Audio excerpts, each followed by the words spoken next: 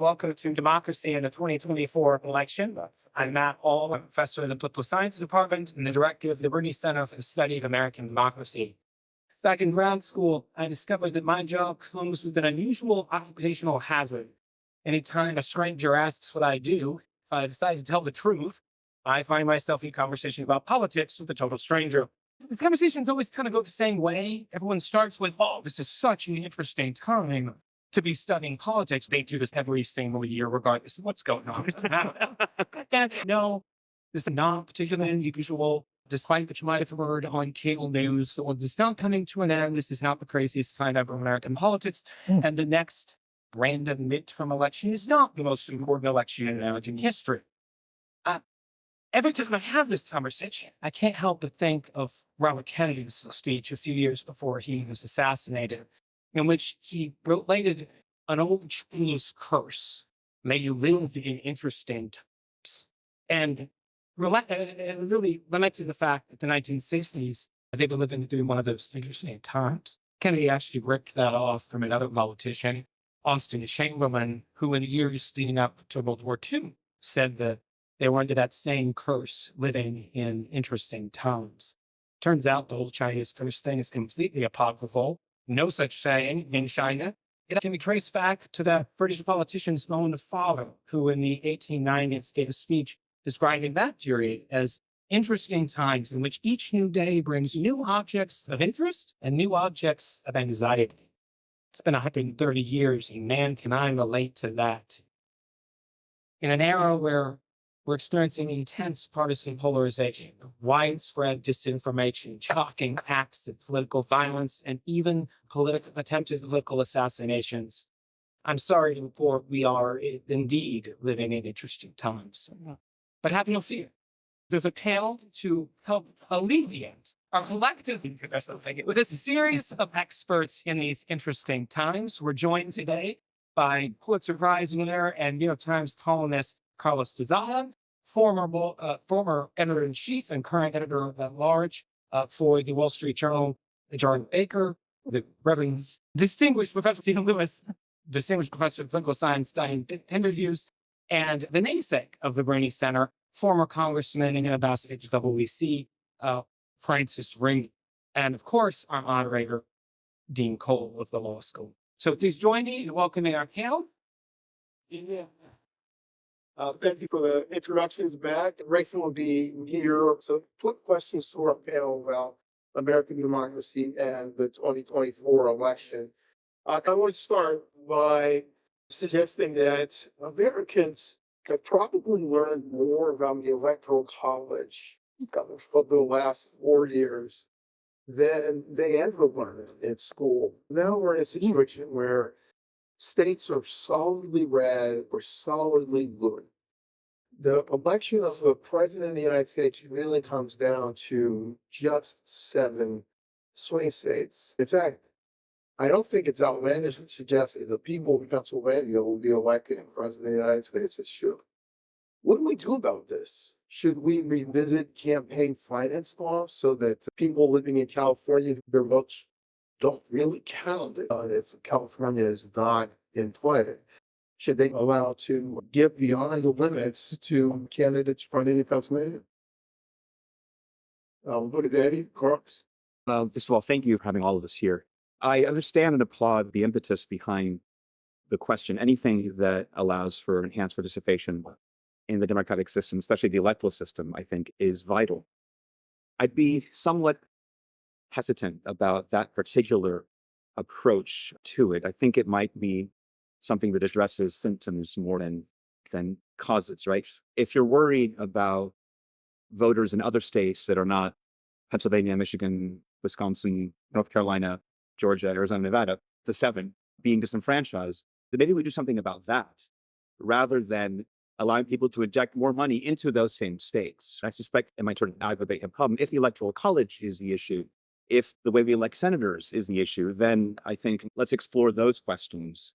The voters don't necessarily want to have more money in politics. Pew has done some research on this, and they find that a majority of voters think there's too much money in politics. They actually want there to be less money in politics.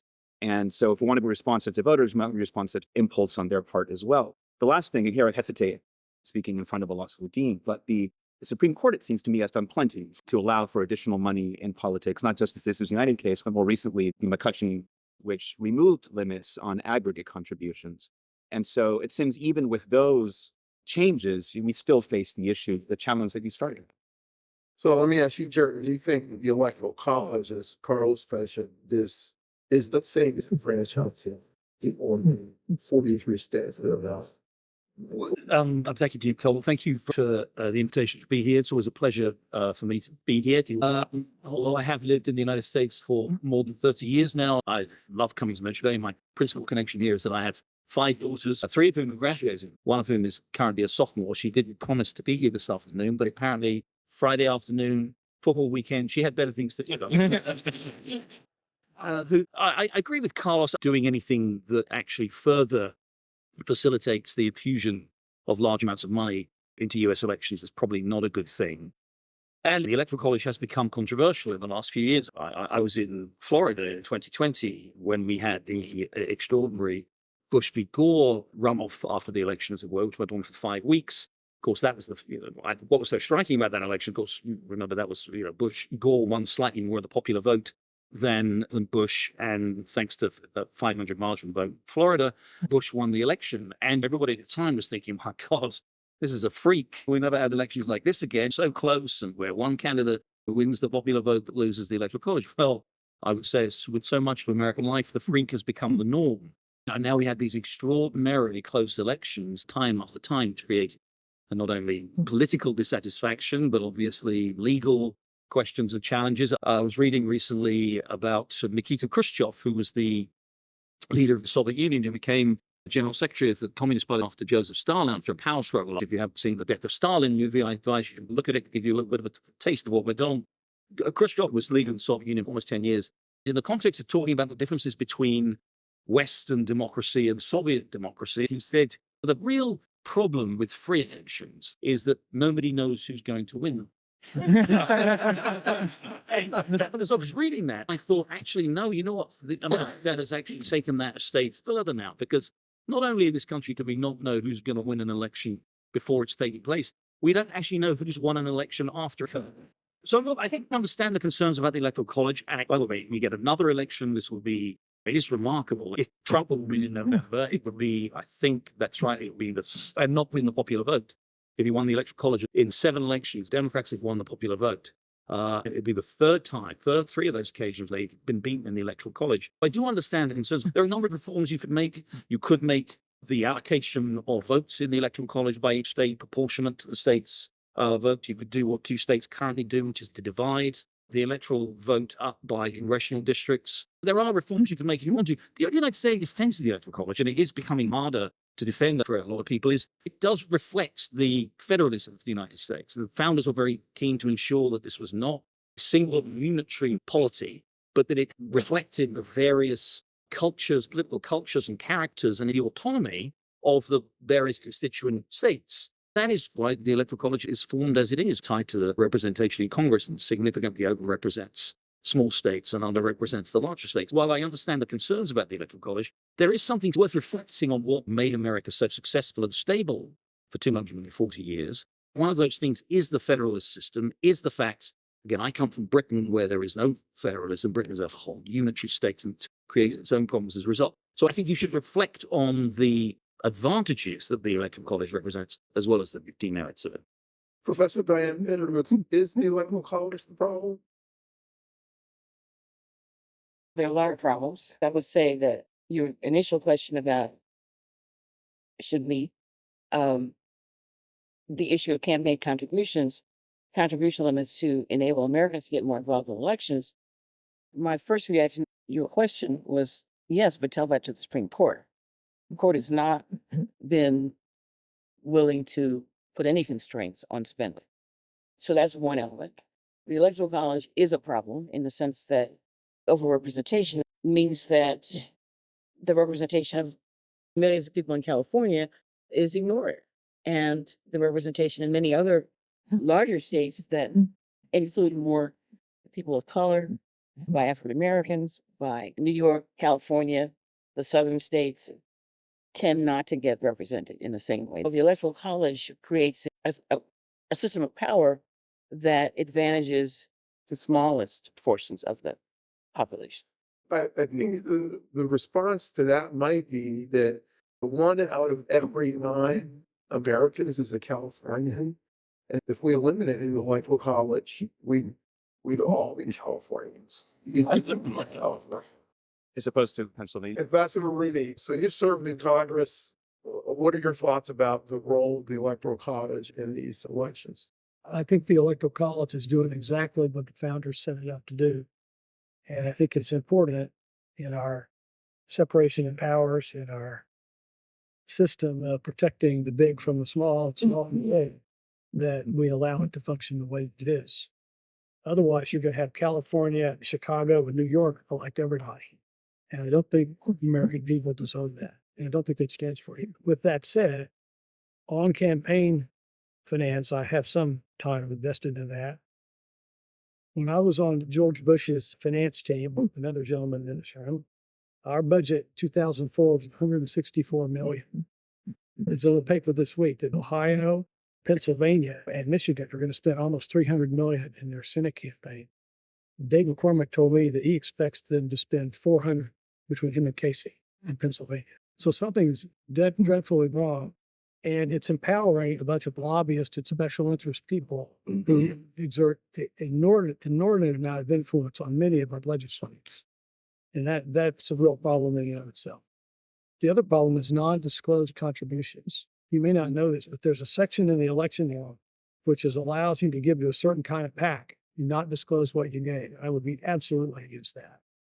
You mentioned the legislators. I want to talk a little bit about state legislatures. And right now, I think we're witnessing various states that are heavily one party or the other with moves to affect the election process. For example, in Georgia, we're seeing moves by a Republican legislature and a Republican governor to enact election law reforms that are arguably intended to suppress votes, or some argue that they're intended to make the vote more honest and to keep non-citizens from voting.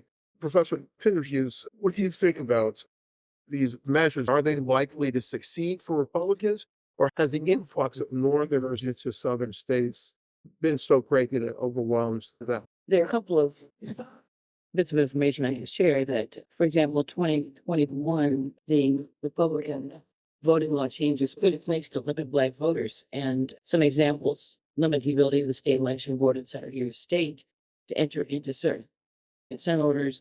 The Secretary of State shall be a non-voting ex officio member of the state election board, which in the past the Secretary of State had been a voting member. Revises provisions related to the quorum of such a board to require the Secretaries of State, require the Secretary of State to support and assist the state election board. A whole variety of things that have been intended to constrain the ability of election officials to operate in a nonpartisan fashion. Now that's 2021. There have been a number of other actions that have been taken since then that are even more aggressive to limit state election officials' abilities to protect the rights of people to vote. Whether or not the migration to the South from the North will make enough of a difference, people like Stacey Abrams' ability to create a number of voting rights organizations, whether she will be able to have an impact, whether the large number of Black voters who've been migrating to the South will make a difference and will be able to counter some of these laws, is a very important question. I would guess that the effort of the Republican Party to, given the Republican governor, given the Republican election officials, to put constraints on those Black voters, particularly Black Democratic voters, will, and that's a question for me. I think there's some possibility that they'll be able to resist, but they've been working very hard at putting in restraints on the ability of voters to participate in a regular way. One example is not giving voters water when they're standing in line. And Georgia has been known to be a state that voter registration, voter participation tends to produce very long times that people have to wait to vote. And we don't see that in many other states. It's a problem. Is there a legitimate reason why these measures are being put in place? Is there an argument, Jerry? I'll push back a little bit on what Professor says. For example, although the Georgia voting law changes made in 2021 were described by Democrats as Jim Crow 2.0 to suppress black voting, it was striking that in the 2022 midterms, the turnout was significantly higher, including black voters. It was actually the highest I think there had ever been in a midterm election. Black voters voted in larger numbers than they voted in the previous midterm elections in 2018, when I can't remember, 2018, 2040, depending on when the Senate race was. And the African-American Democratic candidate won. Again, he won actually by a slightly larger share of vote than he won in 2020, when there was a special election for the same seat. There are concerns about voters registered who are not residents. There were limited numbers of cases of that. As we know, Donald Trump made a big deal of it in Georgia about after the 2020 election. There was no significant evidence of widespread fraud. But I do think tightening some of the rules around voting, particularly around things like early voting, to minimize the risk of fraud, is what happens in almost every other country. Other countries have rules about introducing identity when you go to vote. You have much more limited time frames in which to vote. Even in this election, early voting has already started. Mail-in balloting, it should become very widespread here, is notoriously susceptible to fraud. So I think there is a case for significantly tightening the rules around voting, particularly in an age when there is so much controversy and doubt about the legitimacy of elections.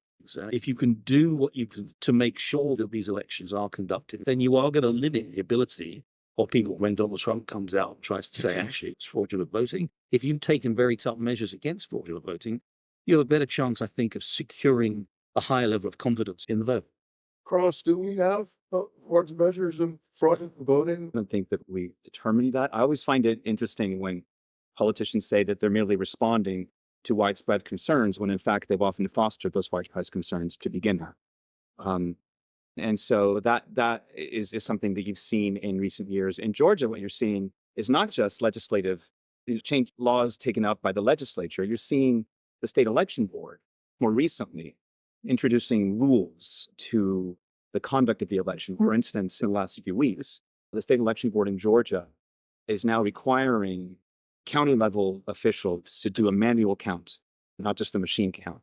And that could delay the reporting of the results by several days. If 3 independent poll workers don't produce the exact same count, then there has to be a continuous recount. At the same time, they've allowed county level officials to delay certification if they have cause to suspect irregularities. And of course, the uncertainties you're creating by introducing the manual can create those concerns about irregularities. And coincidentally, 3 of the 5 officials on the State Board of Elections are being name checked by one of the major presidential candidates in his rallies, right? And so those kind of things can create the kind of uncertainty that politicians say they're merely responding to, when often they are fostering. Are we responding to widespread fraud, or is this a reality? I have not seen, as the gentleman just said, any documentable, verifiable evidence of massive or widespread fraud. There's always a few in every state, bad ballots that are outside, et cetera. But issues that have been touched on here at Georgia are important for the whole United States. This business of hand counting ballots in the electronic age, delaying completion of the process for as much as a week, makes zero sense to me. I think it's going to create more uncertainty in the middle of a climate where uncertainty is not our friend. Stability and certainty are our friend. I don't have any problem with the ID to vote. All around the world, you have to have an ID to vote. In Mexico, they've got a picture there, and you go up, they compare you to it, and you sign right under it, and your ID number has to match what they've got on the book. In Iraq, you probably see it on TV, you go next time the whole go away from you. We can make sure that the people that should vote get to go. All you got to do. Jerry Van mentioned the black vote in Georgia, and by all reports, the black vote will be critically important in determining the outcome in Georgia. Are there other states where the black vote is going to make a difference in determining the outcome? So, well, we just talked about Georgia and maybe North Carolina. I mean, in a close election, Obviously, Georgia's, I think, because the large of the 7 swing states, I think, does have the largest proportion of black voters. Yes, the turnout at any brink will matter. The last 2 elections were decided by 35,000 people in 3 or 4 states. I think it was 2016 that voted for Clinton rather than Donald Trump. She would have won out of a total of 135 million votes. In 2020, Joe Biden in just 3 states, he would have won out of 160 million cast.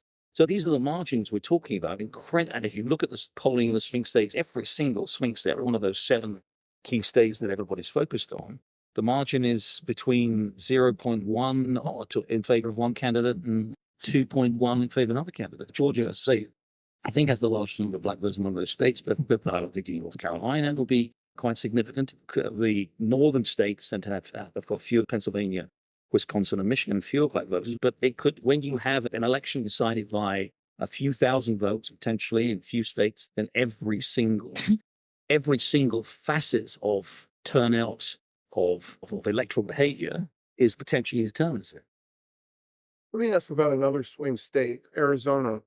In Arizona, recently, the state Supreme Court revived the enforceability of an 1864 abortion law that banned virtually all abortions. And that decision was met with an effort by the state legislature to overturn or repeal that law, as well as an effort to defeat 2 of the Supreme Court justices in a retention election. What role will the abortion debate play in Arizona? Carlos. There's an interesting contrast there. Since the Dobbs ruling 2 years ago, you've seen state level measures in support of abortion rights having a lot of success, even in states that you might otherwise think would lean more conservative, such as Kansas. Arizona now has one which would enshrine Roe level protections for abortion rights forward. Yet Trump is up 5 points or so in Arizona, depending on what polls. Sometimes it's a little more narrow in others. When you look at the New York Times Siena poll about swing states, that abortion rights are considered the top issue for about 18% of voters in Arizona, below the economy, below the border. That may help square that circle. What seems clear is that both presidential campaigns have a similar theory of the case, right? It's a winning issue for Democrats. It's a losing issue for Republicans. And that because Kamala Harris is campaigning actively on it, talking about codifying Roe, whereas Donald Trump is doing this sort of odd thing where he's doing his very kind of direct appeals to women saying, your life's going to be so great, it'll be so safe, prices will be low, you wouldn't even think about abortion anymore, don't worry. The irony of that, of course, is that it took the Democrats losing on the big issue, Roe, to make it a winning electoral issue. And it took the Republicans winning on the big issue, Dobbs, to make it a political weight on them. Are there other swing states where abortion is going to make a difference in this outcome? Wherever there's a question of what are the most important issues, abortion may not be the top issue, but in North Carolina, when asked if people thought it should be mostly legal or somewhat legal, 63% of voters said it should be legal. And in fact, all of the swing states, it ends up with abortion is at that level, 63% or so, around that level. So North Carolina, Arizona, and Georgia. I'm sorry to interrupt you, but is that enough to sway? Are voters voting on that? That's a fair question. That's not the most important issue. But when asked what they think about it as an issue, 62% say yes. Whether that would be enough to swing that vote, we'll see. That's all I can say. So is everybody good? Yeah, I would imagine you're going to be some people who are seriously spun up on that issue. They may override the more enduring pocketbook issues that seem to threaten many people in this country. And there's a bit of a disconnect on the pocketbook issues because the so-called urban elites and people in this room have access to a broad range of investment opportunities. Unfortunately, it's even heightened already pervasive inequality. On the other hand, if you're out there working for a living, like a carpenter or something, you don't have very many options where to put your money, and inflation's just been killing you for about 10 years. And so when those people say, when the newspapers, no offense, say, oh no, inflation's low, things are great. You go talk to an iron worker somewhere, and he's going to say, no, food costs more, education costs more, cars cost more, my rent's gone up, or my house costs more. They're not happy campers. And those are some of the ones I think that have pushed this blue collar ship to Trump. Dean, the two very quick things. One, obviously, even where there aren't specific abortion measures on ballots in some of those states, which, for example, already have it, like Michigan, there is some evidence that there are fairly significant numbers of voters, so-called sort of mythical suburban woman, mythical, but this has been raised to the level of kind of political meme. But the suburban women voters were very concerned about the election and what the Republicans might do.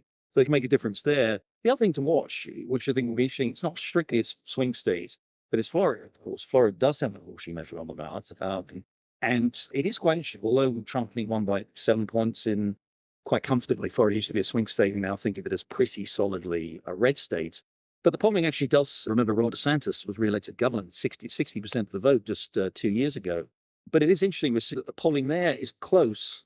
Again, probably not unlikely to go to Kamala Harris, but the latest polling I've seen has Trump with only about a 4 or 5 point lead in Florida. And there is some political commentary that says that might be to do with the fact that there is this measure on the ballot which will be very restrictive on abortion, and which he probably expects to go down quite heavily. It might encourage significant numbers of pro-choice voters to come out and vote and may vote for Harris. So it'll be an interesting thing to see, again, how large that Republican margin is. That's right. Yeah, that you have to be real careful when you start to break down voters about Florida. It's a much more complex place than many people think. There were over 300,000 more Republican votes in Dade County than ever been cast. And that's how Trump won Florida. And those are the Venezuelans that have migrated. And they're very focused on freedom, like the Cubans. The continuing impact of more and more Venezuelans in South Florida overcompensating for the other Latins along the I-4 corridor, that's a game changer for just trying Florida ready. Mm-hmm. Again, there will be people like already that are going to have abortion as their main issue.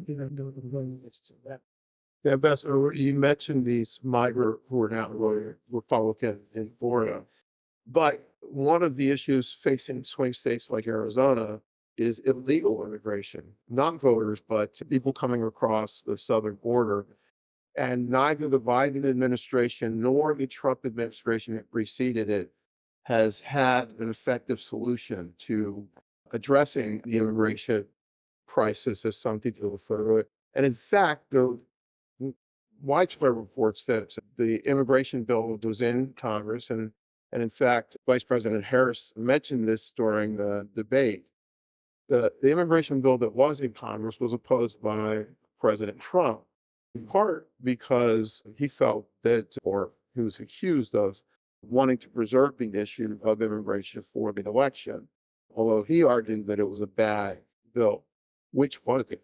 Is it a bad bill, Carlos, or was Trump banking on immigration as an issue? I think that it was a bill that covered a lot of what Republican lawmakers said they wanted, right? And I imagine that we're not for the serendipity of an election year, but that this is something that it could have moved forward. What's interesting when you think about the immigration debate in terms of this election now is how the discussion of immigration has, even though the issues you raise are very salient, it's shifted beyond the border, right? Immigration is about immigrants who are affecting, enriching, complicating, transforming communities around the country, right? The big policy for Trump in 2016 was build the wall. The big policy for Trump now in immigration is mass deportation, right? The wall is about keeping people out.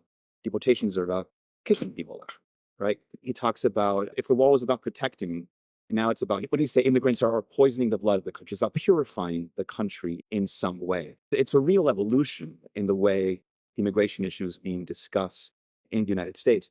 The interesting thing about it is that I think it's quite obvious that a lot of American voters are ready, even eager for a more borderly, but also more restrictive immigration policy. You can say that's out of xenophobia or just out of a sense of like a border in the conditions in which it has been under much of the Biden years, for instance, feels like a country out of control, right? And it could be a very big winning issue for Republicans if they would focus on some of the things that some of them say they want to do, like skills-based immigration, toughen border enforcement, but instead they get in these detours Haitian immigrants in Springfield, Ohio, that make their position on immigration feel, not to borrow the idiom of Democrats now, but feel weird, feel extreme in some way. But overall, I think you see a real shifting consensus on immigration policy across both parties. 4 years ago, all the Democratic candidates in the primaries raised their hands and said they wanted to decriminalize border crossing, right? Like, that would not happen. That would not happen today.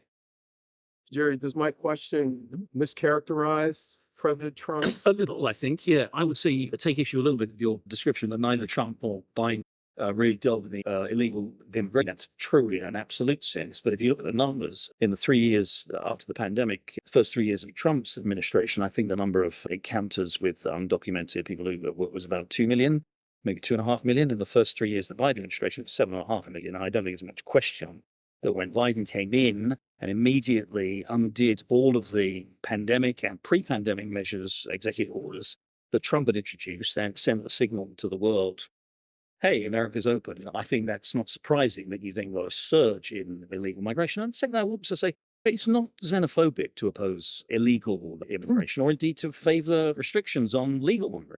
I think that's one of the things that I think Democrats have really been blindsided on in this country, and is particularly the support among Hispanics for Donald Trump. A lot of people, Democrats, took Hispanic voters for granted, assumed they would vote. But yeah, as you mentioned, Dean, there was a lot of Hispanics vote. Exactly as Ambassador says, the Hispanic vote in Florida is very complex and probably best left alone. But if you look at the results in Texas, along the border in Texas, those key congressional districts, Trump's numbers were Trump did better than any Republican has ever done in those cities along the Texas-Mexico border. And the reason is very simple, which is that people have gone through the legal migration process. I'm an American. I'm very proud American. I'm always here too. She was born here, so she's a native proud American. She can be president of the United States. I can't, unfortunately. But you may regard that as fortunate, actually. But when you go through the migration process, it's a lengthy, complex, expensive, stressful process to go through legal migration. And when people see other people coming into the country without being apprehended, being able to work and live and enjoy benefits and all of those other things, and then maybe ultimately one day getting amnesty, they feel that many of the immigrants who've been through that process who feel most hostile to illegal immigration and most hostile to administrations that do nothing to stop people from coming in illegally. We need to be very careful. Some of the things that Carl said is right. Some of the language, the ridiculous language that some people use, Donald Trump in particular uses about migrants, is disgusting.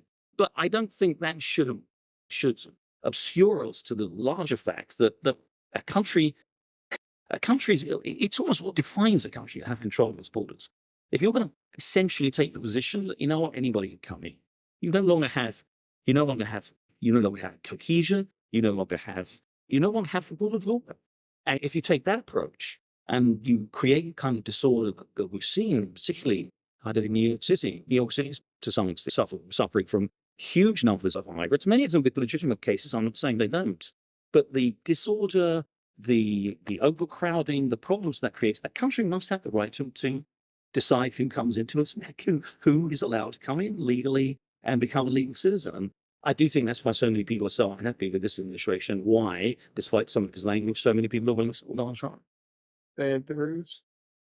There is the case that there was a significant negotiation between the parties in Congress on immigration, and they developed a program of reform that was ready to be approved. And the Republicans were discouraged from supporting it by Donald Trump. A lot of the issues that you're talking about were, according to the coverage, addressed in that policy. And there was pushback that this should not be done. The other thing I want to say is it's not as if the immigrants are coming and they're not able to find work. A lot of immigration is a result of people wanting to come and find work. And many businesses need their employment and need their presence. And it's not as if that's something that they're taking jobs from Americans. That's the general pattern. Tendency for people to use that argument that this is a problem. There's lots of work that needs to be incorporated, and without employment, we'd be in great difficulty. And I would argue that's Suddenly people tend not to talk about the ability of the immigrants that are coming to contribute to the American economy. A combination of what was the policy that was proposed, what was negotiated between the Democrats and the Republicans, said yes, we want it, except Trump said no, don't do it because that will affect my ability to win the election. Secondly, what's the role of immigrants in the American economy? If you don't talk about both of those things, it seems to me it's not a fair representation of what's going on. Pros. So can I just add briefly one thing on this topic? Jerry mentioned how onerous and expensive and complicated the naturalization process is. It's also beautiful. It is. I've been living in the United States for decades as a green card holder. I didn't think I had to become a citizen. I did it. It was one of the most emotional days of my life, and being surrounded by my family, my friends, and people from all over the world who were in this room in Baltimore with me, swearing in. And if you ever want your faith restored in the American experiment, attend a naturalization ceremony. The other thing I'll say is that we talk a lot about what Latino voters do in Dade County, what Black voters do in North Carolina. I think it's useful to remember that demography is not always destiny. I remember the 2008 election of Barack Obama. I was told that the coalition of the ascendant, this multicultural coalition of voters, were going to capture the White House for the Democrats in perpetuity. That is not what happened.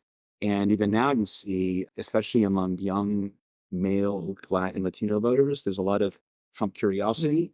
Kamala Harris isn't necessarily doing as well, even among those voters, than, say, Joe Biden may have done, just according to polling. So I think it's useful to, in election season in particular, start slicing and dicing Americans even more so than we do every other particular week. And I think it's just good to remember that voters are more complex. Given what's been said about Venezuelan voters voting Republican and other voters voting Republican, is it a mistake for Republicans to oppose immigration in any meaningful way? Yes, Yes, about I think it is. I think that the last person that tried to solve this problem needed to rush in 2007. And a combination of the hardcore right wing and a few labor unions killed. And it would have called for strengthening the border, both with technology and meat, steel. It would have called for a legal and honest, open and above board process for people to come in, be processed, disclose any problems in their background. If they were clean, they could come in here and work. They would have rights, and they would have the opportunity to pursue that during the Carlos time. It would also have tightened up the asylum, which have been expanded in many ways by federal courts to accomplish a much broader way of immigration than the law reads, that you probably read. If we could have done that, it would have been really good, but we didn't. And now we have the conundrum that the professor mentioned, needing workers is drastic. And I'm an employer. There's no employer in this country that couldn't use decent workers. And we have a bunch of them that want to come in here. By and large, a lot of them come from 600 miles of our board, which means they get back to their families and things like that. So we should figure some way to harness that. The Biden bill did a lot of good things, no doubt about it. The one thing that bothered me about it, I don't know whether I get for it or not, probably will, is that the limits on how many people could come in per year were still way too high. They're not going to solve the problem. We've got to shut that border down and then let the people in that we can vet and then distribute. And that'll be a lot of. There's plenty of opportunity for workers. Yeah, I think the ambassador is exactly right. And on the bill in particular, so I didn't address it. I think although Trump's intervention was as ever politically driven, I'm pretty certain, having spoken to quite a lot of Republicans in Congress, that will not pass the House, precisely because of the point the ambassador raises, which is the number of the migration number above which these strict limits will be imposed was still way too high for many Republicans. But again, sorry, push back a little bit on your question. You said, is it wrong? Does it make any sense for Republicans to be against immigration? I don't think Republicans are against immigration. I don't even think Donald Trump is against immigration. We speak to him. He has expanded the number of H-1B visas that were made available when he was president. If you look at his programs, as far as you can believe it, he favors quite a significant increase in the number of legal migrants. But it is illegal immigration. and taking tougher measures to oppose it. And again, I'm not defending some of the plans that Donald Trump has, and I'm certainly not defending the language that he uses, but it's that illegal immigration that I think the party is pretty well unified in clamping down. So one of the opponents to prior attempts to control immigration, Ambassador Rooney, you mentioned labor unions. I want to ask a question about labor unions now. The blue wall that put Joe Biden in office in 2020, Pennsylvania, Michigan, and Wisconsin, is also the home of traditional strength of labor unions. Pennsylvania steelworkers unions, Michigan auto workers unions, and the Teamsters. Recently, although the auto workers and steel workers endorsed Vice President Harris, the Teamsters refused to endorse a candidate this time around. In fact, for the first time in decades, didn't endorse a Democratic president. What role are labor unions going to play in this election, particularly if they're not unified behind one candidate? Carlos? Start with me there. Yeah. One thing that just contextually I think that is important to point out is, relatively speaking, the declining power of labor unions in America. Right. When I was a kid, about a quarter of all workers were in unions. Now it's maybe 10%. That matters. That's significant. I think a union like the Teamsters was in a bit of a pickle this time around because a lot of its members liked Trump. And the head of the Teamsters union spoke at the RNC. He says he wasn't invited to speak at the Democratic convention. He would have, but he did. And we normally think of Democrats as typically being closer to labor. But you do have, at least rhetorically, something of a transition in the Republican Party, especially in the Senate. Is folks like Josh Hawley, J.D. Vance, speaking in far more sort of pro-labor, economic populist kind of terms, which have scrambled the politics of labor in ways that make it less predictable than it was before. So this is not an area of expertise, but I think that it's one of those areas where and you can see it in relation to tariff policy, and other things that deal with manufacturing, for instance, where the positions of the party have gotten less predictable, more complicated in ways that might give those unions a little bit more sway in being able to pick and choose their moments. They're using.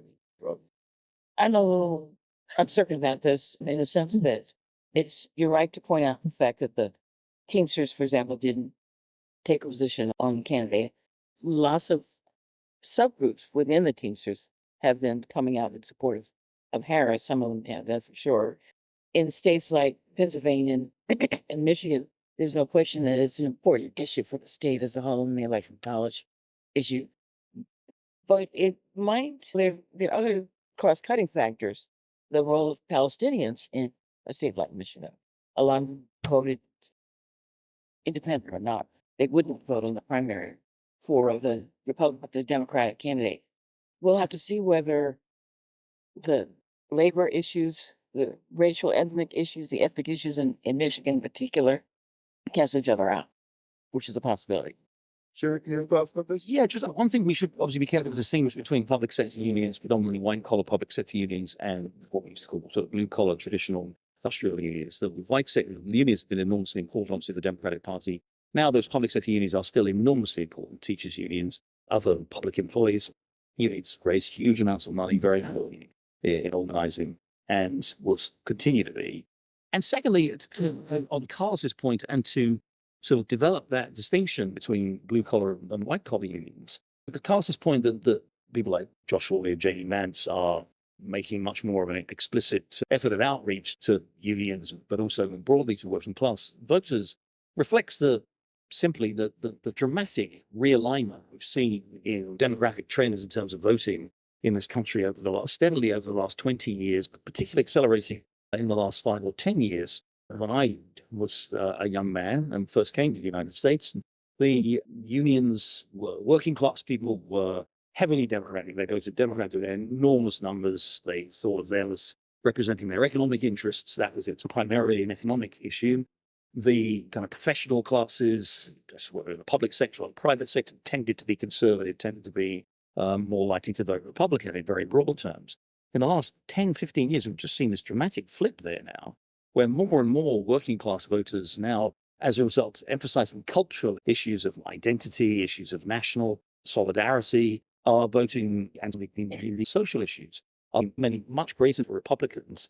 The Democrats are very much the party now of, dare I say it, use a sort of a Marxian term, very much the party of the ruling classes, very much the party of the elites.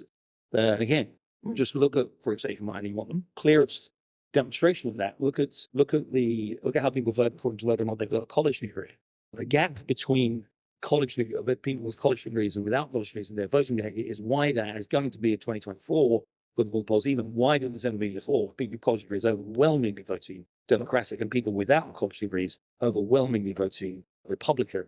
Again, in larger numbers than we've seen even in the last two elections. So it's this issue of unions and what role they play is getting caught up, I think, in this broader political realignment, which I expect will continue. We may see again in those northern industrial Rust Belt states, as they call in the election. We may see that Trump, of course, famously won those states in 2016, and it's the key to his election. And I think once again, whether or not he wins in those states and is able to pull enough of those working class voters to polls may determine what happens in November.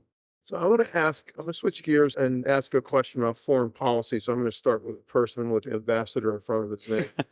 So Ambassador Rudy, it's particularly what I think are distinctive positions on foreign policy. And in particular, President Trump has expressed dissatisfaction or skepticism about our commitments abroad, in particular NATO, our commitment to defend Taiwan in the event of the Chinese invasion, and other American commitments abroad. Vice President Harris, we don't really have a lot of information about her foreign policy positions other than what she articulated during her acceptance speech in the Democratic National Convention, that she talked about Israel's right to defend itself, but to moderate its response in a humanitarian way. What are the things that we should be worried about with regard to foreign policy, depending on who wins this election? About everything. Just about everything. The world is built this way. It's been created by some bipartisan global leadership, quite frankly. And we've shown weakness in the face of heinous authoritarian rulers like Iran, like Maduro in Venezuela. And that really makes them worse than they would have been. And now Iran empowering these Houthis, Saudi Arabia, we tried to get Saudi Arabia to go kill them off and they couldn't do it. So now we're down there. They shoot a $300 drone at us. We shoot back with the Patriot missile. We've got to improve the economics of how we're going to take on Houthis. And now you have the Iran-backed activities of Hezbollah and Hamas responding in part to President Trump's very successful effort to bring the moderate Sunni Arab states into a diplomatic relationship with Israel, which drove Iran crazy. And every other Shia, okay? The Shia in Syria, the Shia in Lebanon. And how are we going to deal with that? We have our proxy, Israel did. And I do worry that Paris, based on some things she said and her allegiance to Biden, now she's never going to say, I'm not for supporting Israel. That would be political doubt. I think she's got to yin and yang a little more, like Biden has, as far as we really can't have innocent people killed. No one wants innocent people killed. But when Hamas and Hezbollah are using the basement of hospitals as their command post, innocent people are going to get killed. And I worked very hard during the war in 2006 to try to make sure that Israel could polish those guys off, Hezbollah, and no more. So that's a problem for me, is the Middle East right now. The activity with China, I'd say I'm not sure any of our leaders know how to get at China. We need Ronald Reagan back to get China. I mean, we talk out of both sides. And then when they do try to do something, right, which Biden's tried some things, as did Trump, to do some things with China, they picked the wrong weapons. I'm not a believer in terrorists. They've never worked for anybody in the history of the world. But supply chain realignment, denying China the ability to sell certain things in our country, developing capability to make those things elsewhere, those are real. Those are simple. Those can be done. And some of the things that we're doing now in some of the bills that Biden, quite frankly, put forth, are enabling us to get back in the chip business. So we should be doing that. And the last thing, we've got to have the backbone to fight our large corporations in this country. And I completely don't believe in large corporations, okay? But it took Delta and Marriott exactly 1 hour to take down their website that showed Taiwan on it when China raised a formal protest. That's not leadership. Companies were beating on both Trump and Biden to have loopholes to the tariffs. Tariffs are going to become a boondoggle for lobbyists to get in and get their little cubby hobble of an exception. That's another reason I watch. Diane Peters, I saw you shaking your head when I was asking my question. I mean, I can't say anything other than this is an ambassador, and he certainly my efforts of trying to figure out how to answer your question ended up about the same place. Number one, we're in a lot of difficulties. Some of Trump's assumptions, he didn't mention Putin, and specifically in your questions, but Trump assumed he's going to settle the Ukraine situation before he's even inaugurated. No, that's not a solution. North Korea, he and Kim Jong-un can resume their love affair. It's a real scary situation. There's no easy answers for either of the candidates, I think. But each one of these issues, Iran, the Middle East, North Korea, they're all problematic. And the ambassador said it, I'll just quoting that there's been bipartisan poor performance on these issues. They're all in some difficulty. So I agree with this. Sure. Yeah, I don't disagree. Look, I think that the world is in a very troubling state right now. What we really have going on is this de facto or increasingly well established sort of Euro alliance between China, Russia, Iran in particular, and North Korea. And they are challenging the West's traditional power, the United States, obviously the most importantly traditional power, Russia and Ukraine, Iran by supporting the efforts of both Hamas and Hezbollah against Israel, and China continues to challenge the US and the Asian allies, US-Asian allies in all kinds of ways in the Pacific. And North Korea, meanwhile, is doing its own thing, but also supplying various of those countries with various weapons. And so far, unfortunately, they're making all the progress. They're making all the running. Russia, I'm very much hoping that will continue to support Ukraine, but I'm unsure that what's relevant in terms of what Ukraine is trying to achieve, because Russia's strength is just so we and NATO are not prepared to put our lives, our servicemen and women's lives at risk there. So they're gonna get more or less what they want there. I worry about what's happening in the Middle East, especially with so many countries. The mood in Europe is very anti-Israeli right now, and I think Israel is under tremendous pressure. And I do worry a little bit about whether Harris would be as staunch in our support of Israel. And China, again, although it's having its economic challenges, is not strategically being significantly challenged by the US. My view about in terms of the difference between the two, and this, I'm worried about both of them in terms of foreign policy. I think Harris will continue with great respect to her, she's not really paid a lot of attention to foreign policy. She's got some good foreign policy advisors around her that I think would be fine, but they will follow a very conventional foreign policy that's characterized most of US foreign policy since the end of the Cold War, which is to work with alliances, not really probably face up to the sort of really significant challenges that the US faces. With Trump, it's all personality. It's exactly as the professor said, is he in love with Kim Jong-un? Does he think he can get it? It's all about doing a deal. And I don't think doing a deal with Russia over Ukraine, or with China, Taiwan, or with Iran over, she might even do over Israel is good. So I worry about both candidates. Like, one is too predictably conventional, following policies that really haven't really succeeded in the last 10 years. And the other is just too unpredictable and eccentric. But Bullock was in by saying, I still have faith that things will turn out right in the end. And Winston Churchill subscribed to various people, but it's famously Winston Churchill is supposed to have said that the US can always be relied upon to do the right thing, but only after it's exhausted every other alternative. As we're running out of time, Carlos, I want to give you the last word on foreign policy. What to add after this? It's an interesting thing to be navel gazing and get an anchor in what's happening here in November. Polling suggests that Americans give a slight edge to Kamala Harris on matters of foreign policy in terms of dealing with enemies, with dealing with China, dealing with the wars in Ukraine and the Middle East.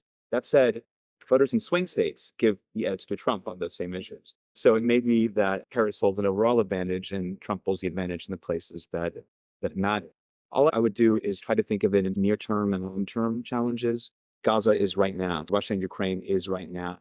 Longer term, I think the question of what kind of world you want to live in, a world where China sets the rules of the road on how the international system functions, on economic and political issues, is less a world I want to live in than one in the United States attempts to set those rules. I think that challenge is significant. I think Harris might hold a slight edge in at least the willingness to deal with traditional or conventional alliances. Trump's unpredictability is often sold by Republicans as a good thing. Leaders don't know what he's going to do, so they won't get involved. But actually, his susceptibility to flattery, for instance, makes him really rather predictable at times. And that's part of the difficulty there. Though I worry saying too personality based, but in the end, that's what people vote on. We can talk about grand theories of foreign policy and national system. People vote the party or the person. With that, I'd like you to all to join me in thanking our panel.